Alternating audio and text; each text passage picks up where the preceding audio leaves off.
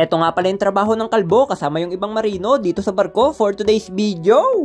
Grabe, ayaw pang magpatanggal, ang tigas ng tornilyo pero mas matigas yung ulo ng kalbo. Tara, gawa natin ng paraan, let's go!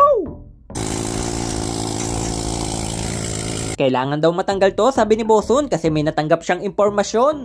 Marami daw kasing namamahay na kalawang dyan sa loob, sabi ng asset. Sheesh! Kaso nga lang ang problema guys, ang titigas ng mga tornilyo. Talagang pinagpapapalo ko na ng todo guys, pero ayaw pa rin pumasok ng Allen key. Oh yeah?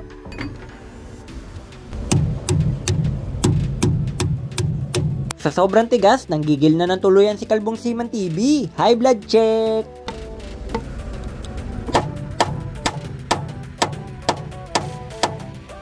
Ganun lang kadali guys, sira na yan. Ito naman yung sunod na paraan. Alright! Pagka ganito na katigas yung ulo ng mga jowa nyo, ng tornilyo, ganito na dapat yung gawin nyo mga mamshi. Gamitan natin ang welding 101. Oh shi! Kailangan lang natin idikit yung bakal niya sa ulo ng tornilyo mga mamshi, sabay weldingin.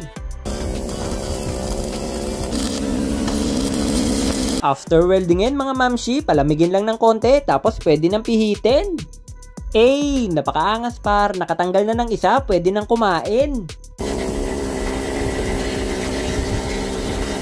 Joke lang, wala pang lunch break, saka minamadali rin to ni Bosun, Omsim.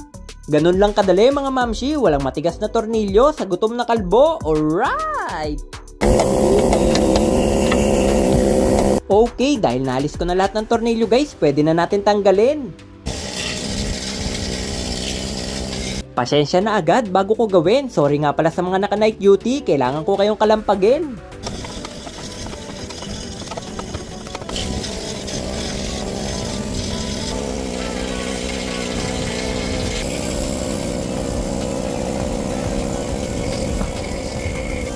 Ito pala yung itsura ng tinanggal natin guys. Grabe, sobrang dami ng kalawang sa likodan.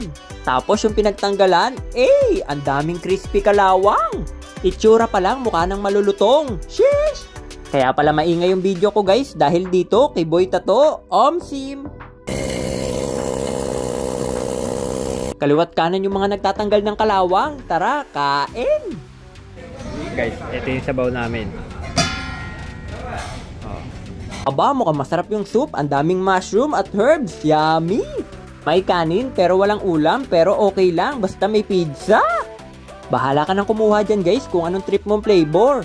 Meron cheese, mushroom, Hawaiian. Lahat yan, eat all you can. Kung ayaw mo ng pizza at gusto mo talaga maging healthy living, edi dito ka sa mga gulay-gulay. Ito pala yung mga trip namin kainin. Let's vault in!